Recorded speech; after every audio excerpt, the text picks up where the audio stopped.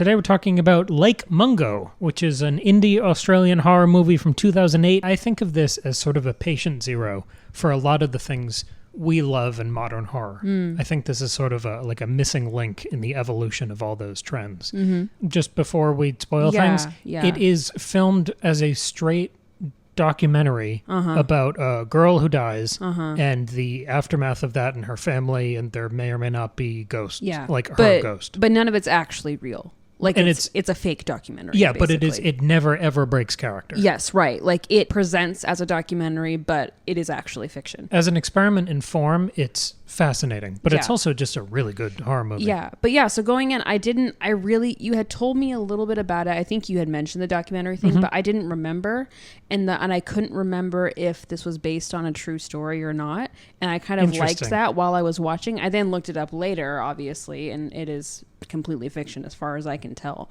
But I didn't know much about this going in. I had no idea what to expect, and I really liked it. It wasn't... I think I wanted to like it a bit more just based on how highly regarded it is with a lot of people. And I still really liked it, but it wasn't like my favorite horror movie ever. But I still really liked it. And I think it was really doing something really cool because, found footage movies were huge in the 2000s and I love those, but it gets tired, right? You're like, okay, we get it. And but this was like a different take on it. And I think what I liked most about it was that it made me think about true crime documentaries in general, which we can get to later. Sure. Yeah. And that's really what really intrigued me about it. What did you think? Well, it sort of feels like getting a reference backwards. So Lake Mungo, I think, is sort of the patient zero for the sad ghost genre, meaning it's not scary ghosts. The thing that you learn by the end of the movie is that the ghosts are sad and want to move on. Like Hill House. Well, yeah. So I think this is the patient zero of that perfect Mike Flanagan melancholy that you and I love so much. From Hill House and Bly Manor. Sometimes I forget about The Haunting of Hill House, and then I remember it, and then I just feel like my life has meaning again because that show was so good. Right. And let's say there are two main ingredients in the smoothie of Hill House. And this is not at all to suggest that isn't an original, worthwhile, its own work of art. Yeah. But I think there is a lineage for a lot of that. Yes. So 6 Feet Under is half of it. Yeah. That's the subject matter and kind of framing. It's 3/4 of it. I think this is the other half. I think Mungo is the other half of that. Nice. Interesting. So all of the scary, spooky shots of Alice are scary because she's supposed to be dead. Right. Like that's it's her kind of creeping around in the back of all these photographs or occasionally video footage. And it's scary because there's a dead person who shouldn't be in the house. Yes. But she never looks threatening. She's always just standing there. She looks a little unsettling, but she's never like going after anybody or attacking anybody. And that feels like one of those Flanagan nuggets where towards the end of the project, someone would point that out. And you'd realize that they were sad and just trying to get attention or point something out. And that is the crux of this movie. But the film ends not with the ghost being hunted, or somewhere in my notes I wrote like the Ghostbusters zapping her back to hell. That's not what we're doing here. Who you gonna call? The movie ends with the ghost character finding peace and finishing her character arc. You think that's how it ends? Well, that's, I think, largely, yeah. I'd like to discuss that later. Or now. I don't know.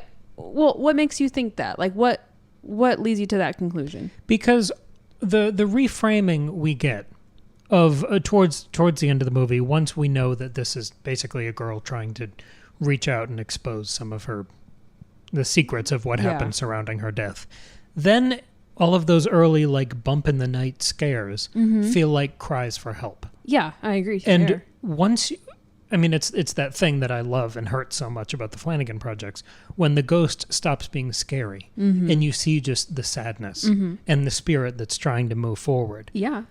It's a climax of her trying to give her mother some sliver of closure. Yeah. When they kind of meet across time and space. They don't even talk to each other when they're both in that trance state. Yes. And they almost interact. Yes. And so the ghost idea becomes more of a metaphor for the storytelling, where you get some sort of peace or resolution in your grief. It becomes much more poetic, where the idea is the love that the mother has for the daughter who's now not there, that love is as disembodied as now the daughter is. Yeah. There's a beauty and sadness to the end, and it so reminded me of the blueprint and climax of Hill House and Bly Manor. Yeah. Well, yeah, I mean, I agree with that, but I'm thinking like just the question of does the ghost find peace at the end? I don't think so, because I'm thinking of I think the last shot is when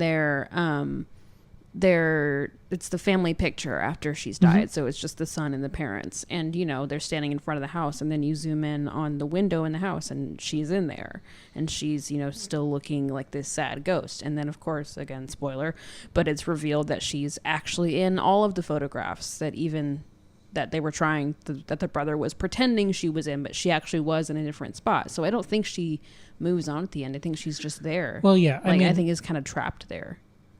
Yeah, I don't think those views are mutually exclusive. I don't think she has to kind of poof into the air and ascend up to heaven for it to be a resolution for her character. I think giving her family some sort of closure so they can move on, that doesn't mean that she stops being dead. Yeah. And if the idea here, I mean, like the medium says at one point that ghosts are everywhere and all around us, then we shouldn't expect her to go away at the end. I mean, that's true. But she does seem to accomplish what she's trying to do with her family, which is why all the visitations and things stop. Yeah. So I do think that is the conclusion of her character arc. Sure. She's still, I mean, there's still the endless loneliness of being a ghost. Yeah. But she has completed the kind of the story we're here to tell. Yeah. Well, no, and that makes sense, because even if the family has, like, in a sense, moved on, when someone in your family dies, you don't just forget them forever, obviously. Right. Like, it still affects you forever. So they're always still there in a way. So I have more on that point, but I kind of have to build to it. Okay. So I was talking about these kind of fragments that I'm recognizing this film influencing later. There's all the Mike Flanagan projects, really. Mostly Hill House and Bly Manor, but sort of all of it. I mean, Ouija. There's ghost stuff in there. But it's also, this movie also has some Paranormal Activity. Totally. So that, I think, came out in 2007. I think that's right. Or 2006, one of the two. And that was another very, very scrappy, tiny indie project. Yes. So I think it was literally like $11,000. Like, it was an insanely small amount of money for a movie. And the way that production works, I don't think they would have been able to see paranormal by the time they were filming like Mungo. So I don't know if you can talk about direct influence there, especially with such tiny productions. Yeah, because this came out in 2008. Yes. Yeah. Okay. So I don't know if there's any explicit influence either way, but there's fascinating similarities. They're both born out of this found footage moment of the early 2000s that you talked about. Yeah. But they also have this fantastically scrappy immersion, because found footage, when it is shaky cam, kind of loses me. But paranormal really immersed me and freaked me out and caught my attention because it was still. Yeah. And I think any sort of story about ghosts needs a certain stillness to it. Hill House has a lot of that. Yes. It's not a handheld show. No.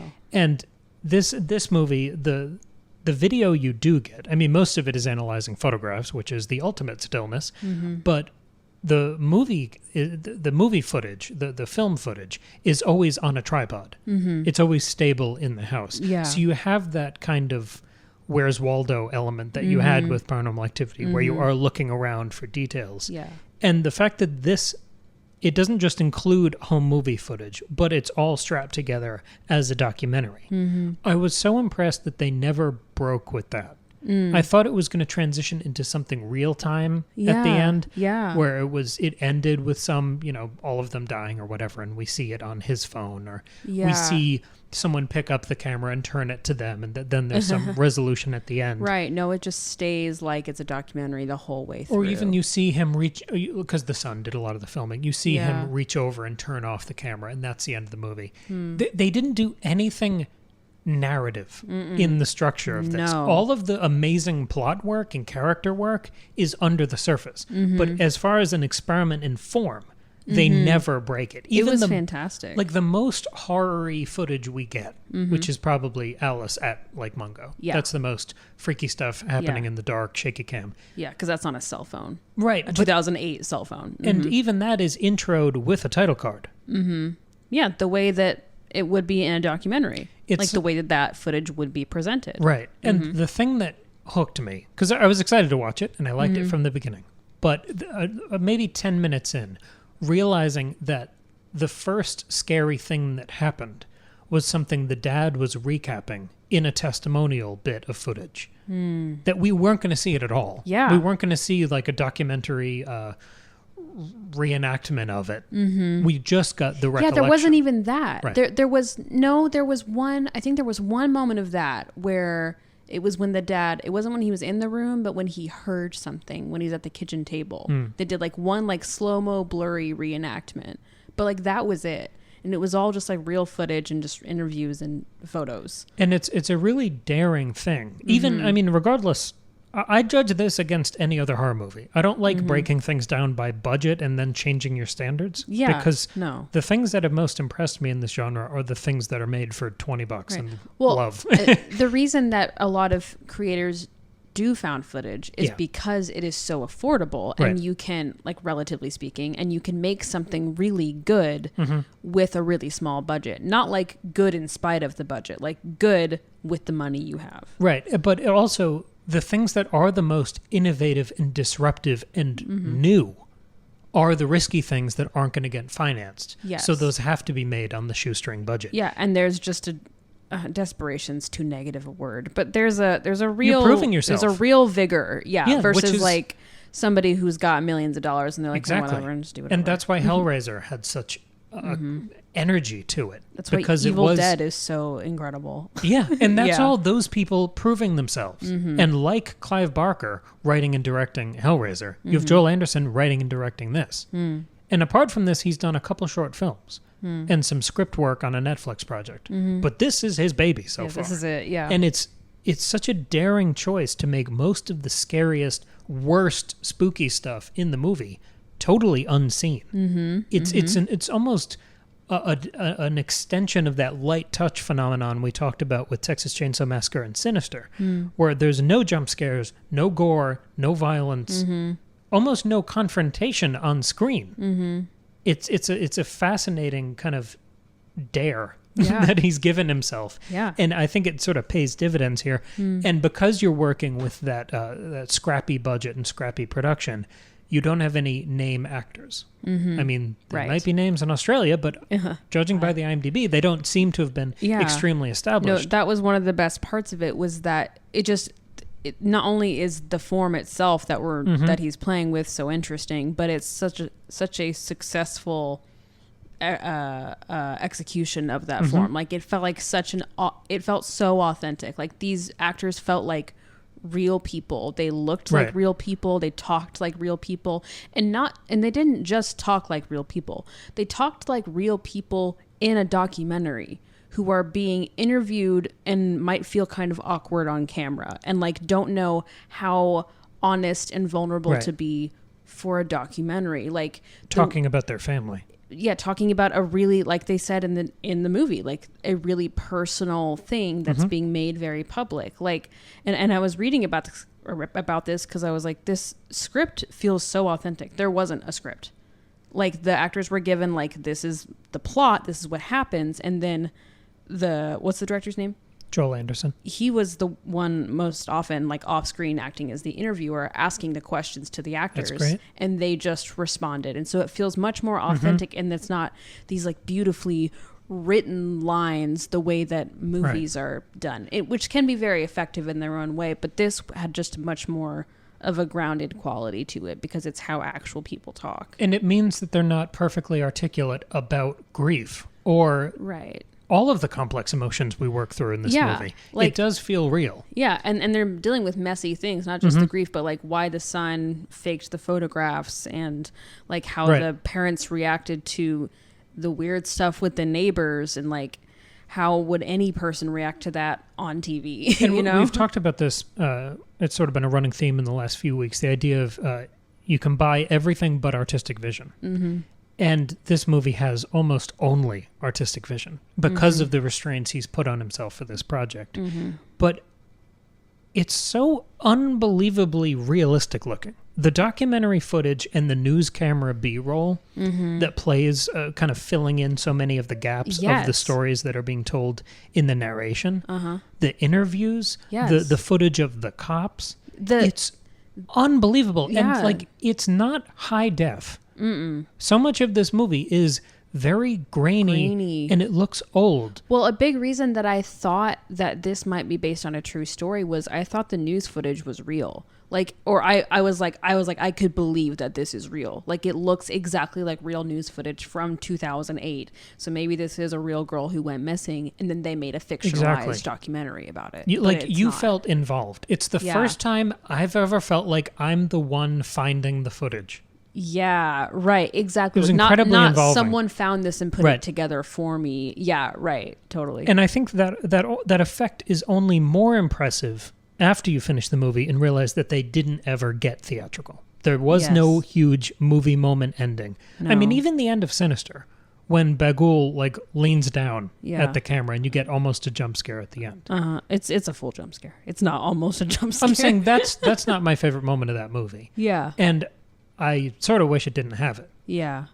They don't do any of that here. No, there are no jump scares at all. Like, the moment you see a ghost face in an image, it freaks you out, but it doesn't pop at you. There's no music because it's a documentary. And it's not seeing someone run from a ghost. No. It's always just seeing a blurry figure that's a collection of maybe 8 pixels in the back of a picture of a forest. So the thing and this is, again, sort of an extension of our discussion with the last couple movies, mostly Hellraiser. We talked about how important practical effects are and how immersive and real they feel. This is, again, this like ad absurdum extension of that argument, where everything we see is so practical and true, and all the scary supernatural stuff is omitted and discussed. Like, the movie never shows us anything that couldn't happen to us. Right. We can take a photo and something can be weird in the background. Yeah, right. And that's it. Yeah. Everything else is in your mind or seeing the reactions or kind of haunting remembrance of these characters. Yeah. It ingrains itself in your head almost immediately. Not just because it's a family story and everyone has a childhood that they can graft onto this. Right. But it's relatable the whole way through in a way that I've never really felt with a ghost story. In Hill House, I was incredibly attached to the characters. Yeah. But at some point, it stopped being about me at all. Yeah. Which is and how I like my stories. But yeah, right. And like, thankfully, a lot of what was happening on the show was not something that I experienced in my own life. So I felt, yeah, exactly. There was a bit of distance. I mean, still a strong attachment to the characters, but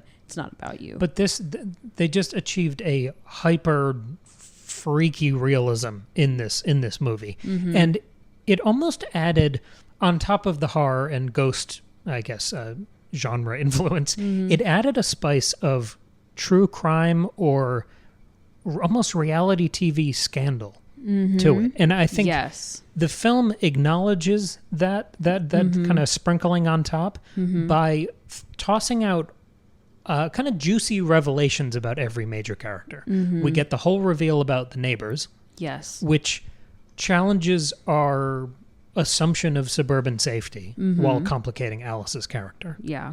We have the surprise about the brother faking some of the footage, which is a character beat for him, as well as another sort of well-intentioned tragedy. Yeah. Which echoes Alice trying to get their attention. Yes. Which is tragic and traumatic for them, but well-intentioned from her. Yeah. It's a nice bit of kind of parallel character movement with her and the brother, because they don't have any interaction, obviously, in the movie. Right. We also get the revelation about the mom's strained and distant relationship with Alice, and similarly, the dad's apparent lack of grief at first after she dies. Yeah. And then, of course, you get the medium's betrayal. I was going to say, yeah. And his history with Alice. So that's all of the major players have some sort of rug pull, maybe 2/3 of the way through the movie.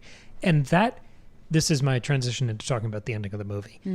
That hammers home this idea definitively with every major player that there's more to everyone's story. That no one gets a clean character arc. No one gets clean resolution of all their problems, even after they die. Right.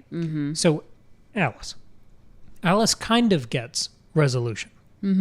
Like we talked about before. Right. Like, she gets to expose some of these things about what was happening, like basically the year before she died. Her parents get to find that stuff out, but she still maybe doesn't find full peace because she's dead. Right. And I think that's why this doesn't end with her just ascending up to heaven. Yeah.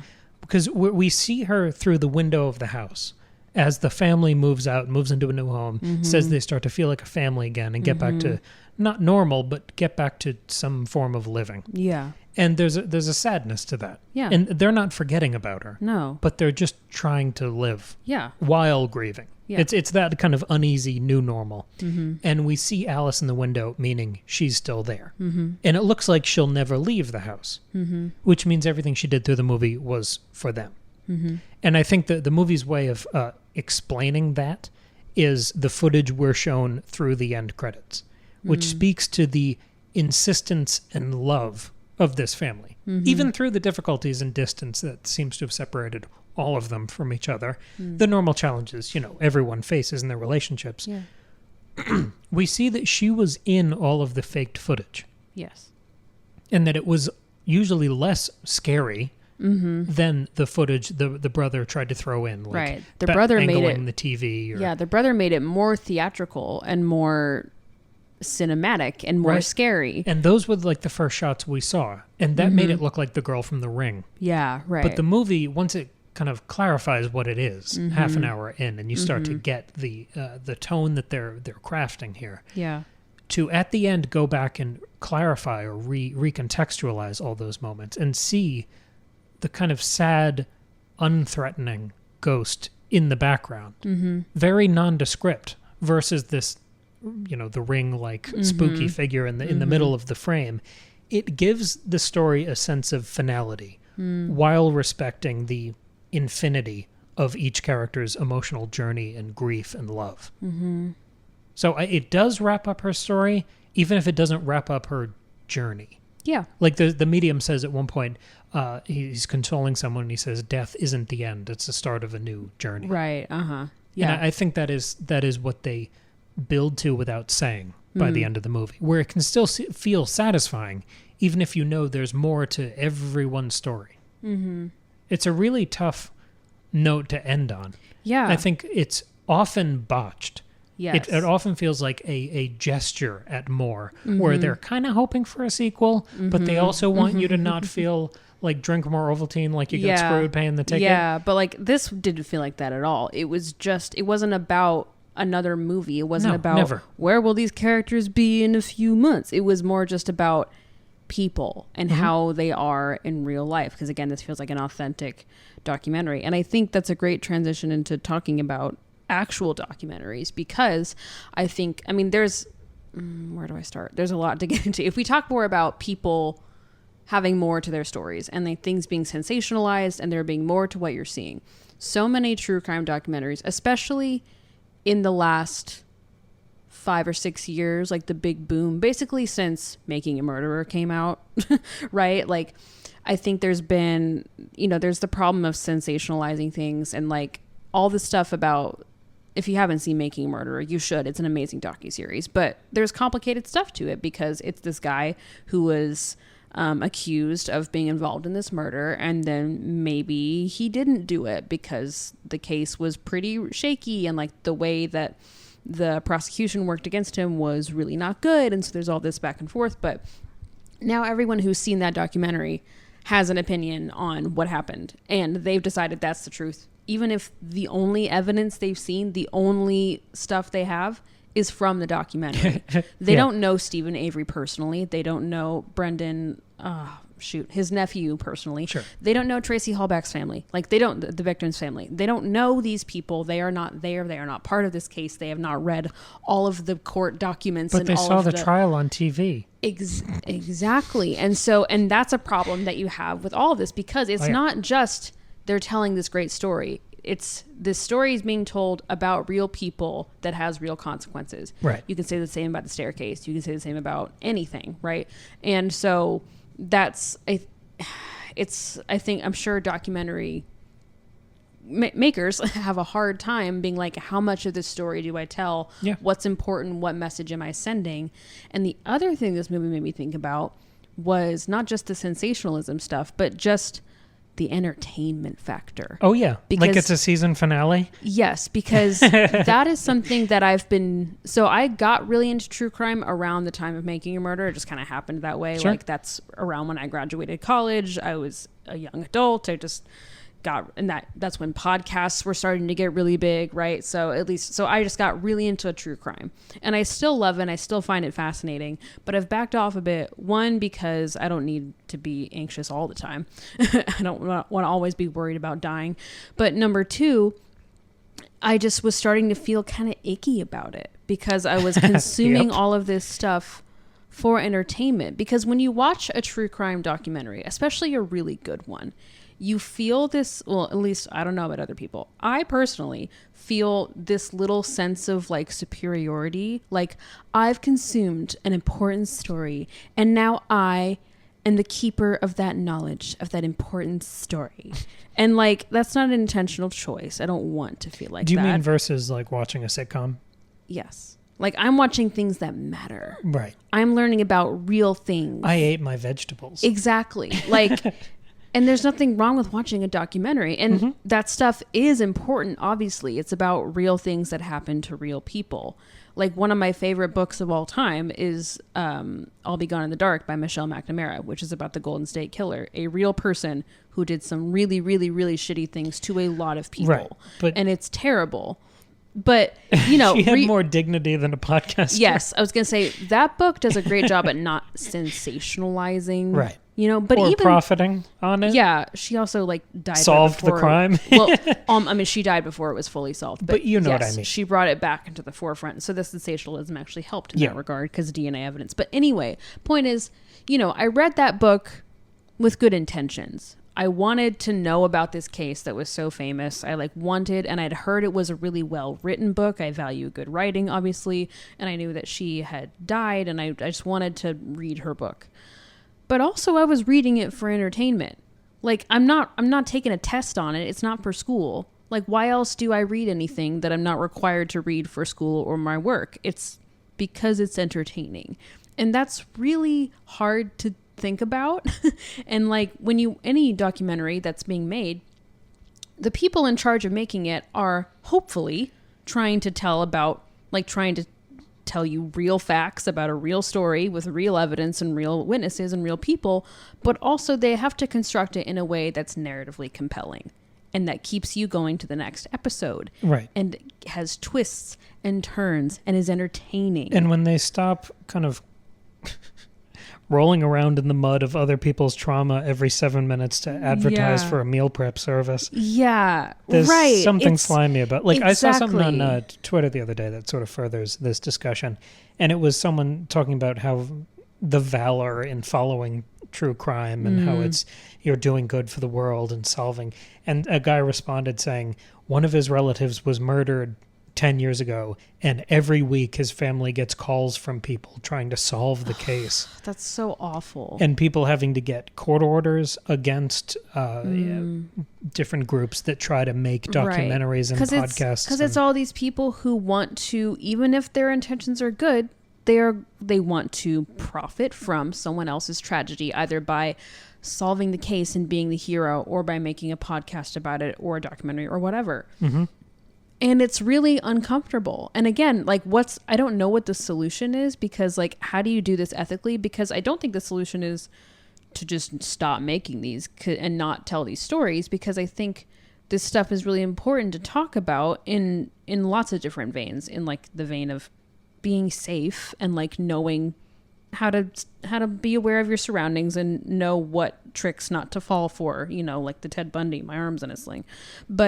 And then also there is an element of social justice to it, because, you know, for a long time we only talk about stories where the victim was white and pretty and young, and now, hey, maybe we talk about all the indigenous women who have just go missing and no one fucking talks about it, right? Or all the sex workers who were killed but no one talks about them because it's a high risk lifestyle. Like, that's all really important and interesting, but how do you do it in an ethical way that doesn't like make someone else's horrific trauma your entertainment? I do not know.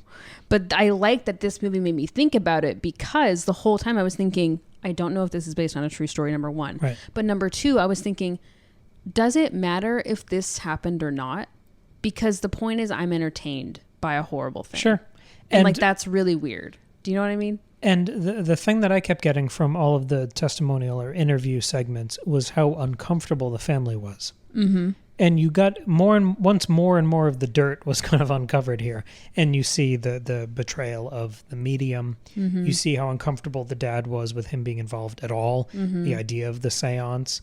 And you see him pulling back. You see other people talking about how against all of these things the dad was. But when they cut to the dad, he's not kicking and screaming. He's polite, right, but detached. Yes, right. So you're seeing the kind of levels of hiding and performance that are going to happen anytime someone's interviewed on a camera. Yeah. So there was those kind of levels of mediation between what actually happened that we never see and then the version that is recalled and presented for our entertainment consumption. Exactly. And then like all I'm thinking about is in these documentaries or in this movie, what kind of leading questions are these interviewers asking? What kind of information are they trying to get these eyewitnesses who are the like arbiters of truth, right? Like you don't believe the narrator, you believe the people who are talking, who saw the things happen, who experienced the things.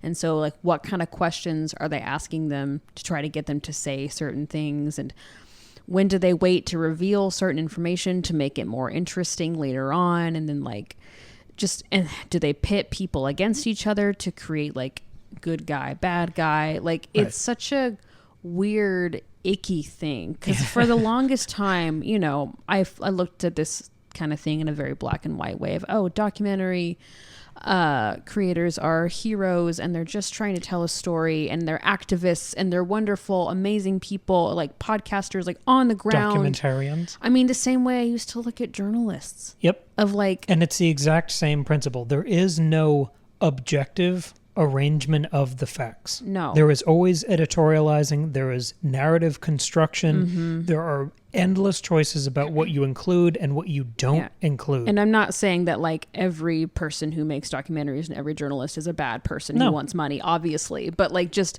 there's no way to do it without all that stuff mixed in. Like it's just impossible. Like even Michelle McNamara, who I do believe was honestly trying to do really good work, she became obsessed with trying to figure out, because at that point the case was unsolved. She became obsessed with it and did all this research and did a really great thing. But also she was writing a book for money while doing it. So it's just hard to, you know, and like, I don't mean that in a bad way. Like, I think it sounds like she was an amazing person, but it's messy. And and every time a new true crime documentary comes out, I'm like, I really want to watch that, but do I really want to watch that? What about when a dramatization of a true crime story comes out? How does that make you feel? You mean like the fucking staircase? Listen, okay. I'm about to just undo everything I just said. If you would like to watch a really good true crime series, watch the documentary The Staircase on Netflix. Do not watch the dramatization of The Staircase on Hulu, because the Sorry. Wait, really? I thought it was Hulu. HBO Max. So. Oh, yeah. That's the same thing. That's in my half book. credit. That's the same thing. They're both low tier. But just, I mean, again, how accurate is a documentary at this point? I guess we don't know. But much more so than the fictionalized dramatization. Anyway, just don't watch the dramatization. But anyway. This movie, just to wrap it up and tie it back. Yeah. This movie explores that ugliness. Yes, but it not does. Overtly. No. Because whoever would be putting together this film wouldn't include those doubts. No, right. Or those disparagements. But exactly. You get hints of them. Exactly. Like no matter what, a documentary has an agenda. It has something it's trying to reveal and convey. Right. How true that is, how like honorable those intentions are, that varies a lot. But there's always, you cannot objectively tell a story. It is literally impossible. Another sidebar recommendation, if you haven't seen Sharp Objects on HBO, that is a world-class miniseries, which is about sort of true crimey stuff. Oh, but sure. it's completely fictional, but it's an investigative kind of piece. Yeah, if you like to like scratch the true crime itch, but you're also feeling kind of icky about watching things about true crime, watch Sharp Objects, because it's all fictional. It is the best. It's from a Gillian Flynn book. So it's really good. It might be the best acted, written, and directed miniseries. Amy Adams is incredible in that. It's really good. And the other reason this made me think of that was revelations during the end credits. Yes. Where it gives you that completeness, but Nice. in that like knife twist kind of way. Yeah, I mean, this movie is great. Yeah, this was a lot of fun. It was more somber and thoughtful and thought-provoking, where the other ones were kind of like jet fuel that made me want to go write something. The other ones we watched for this, Yes. you mean for Summerween? Yeah, right. Yeah, But this one was just like, wow. It was very left field, but you can see its influence. I mean, we named half a dozen major mainstream horror works that I think are thoroughly indebted to this movie. Yeah, this movie was really interesting. And after watching it, I felt the way I feel after watching a true crime documentary. Like it just felt, the immersion was never broken.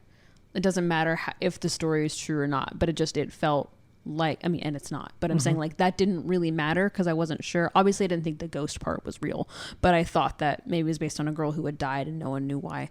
But it's not at all. So what are your suggestions for our next pick for Summerween? We like classics that we've missed, modern masterpieces, weird left field oddball things like this. And nothing being negative. All right. Thanks for being here, everyone. Don't go swimming in a lake. No. I don't recommend it. Don't go swimming. All right. Stay inside. Never leave your house. Bye. Bye.